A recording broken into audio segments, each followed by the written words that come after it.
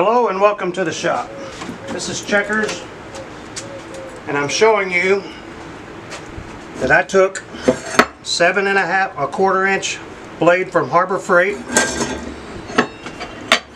3/8 inch thick aluminum, and I cut it on a table saw.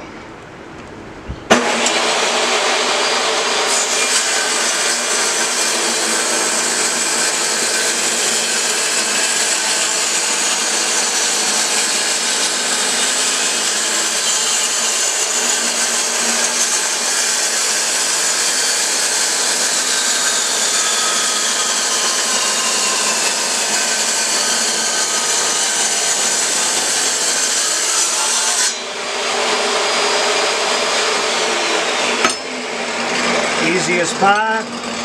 Took a nice cut out of it. Now I have rails to go for my sled. One of these rails cost $17.95 to $24 online. I paid $1 a pound at the scrap yard for scrap aluminum and cut it on my table saw with a cheap $3, I think it was a $7 blade from Harbor Freight. Not a bad deal. I hope you guys enjoyed my little video here from the shop. Until next time, this is Checkers signing off.